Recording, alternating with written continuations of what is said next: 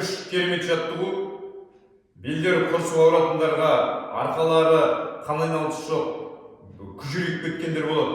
Сидящий образ жизни, таңертең кешке дейін машинада немесе кеңселерде бүкірейіп отырады.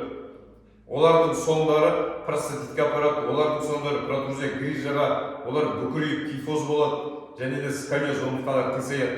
Түптің түбінде осындай жаттығуды жасамаса, ендеше осы жаттығуға күнделікті уақытыңды бөліп тұр, немесе аптасына 3 рет керек. Ендеше 3 жаттығу, әр жаттығуды менімен бірге 12 рет жасайсыздар. 12-ден де жоғары болады, 20-30-дан деген сияқты. Бірақ бастапқы кезде 12 рет ол норма. Ендеше осы положениеде тұрамыз. Дәл осы положениеде не былай емес, не осылай емес, дәл осы положениеде. Ендеше бірінші жаттығуды бастаймыз. Аяқты көтеріп, басады. Бірінші жаттығу 2, 3, 4, керемет, белге уже әсер етіп жатыр. 5, вдох ұйықтың жасауы 6, 7, 8, 9, 10, 11, не орын көп көтесің, сол орын жақсы орын. 12, керемет, ыңғайланып тұрып алып, енді келесі жағына. 1,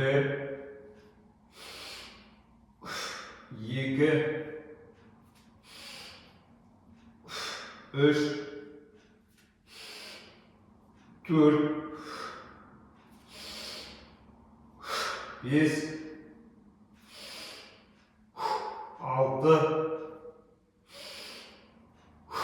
7, 8, 9, 10, 11, 12. Керемет.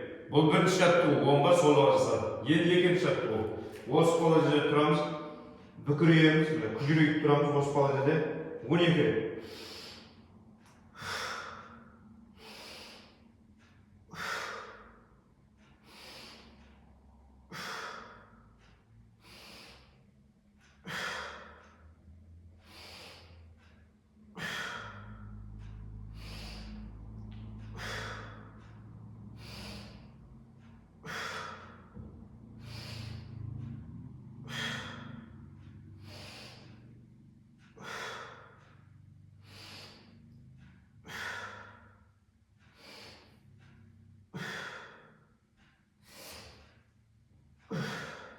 Керемет. Бұл екінші жаттығу, үшінші жаттығу 12.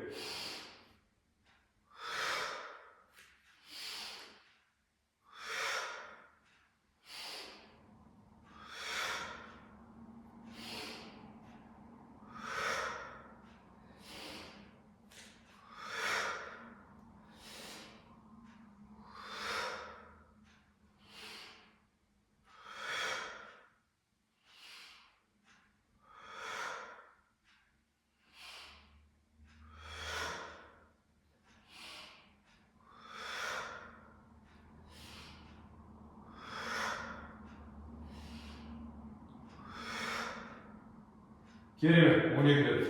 Жаймен жібереміз. Керемет. Дәл осы мен сияқты жазап тұрыңыздар. Керемет нәтижеге жетесіз. Осы лайк басыңыз, комментарий жазыңыз. Аман болайық. Қазақша аудиторияны көтеріп қойып.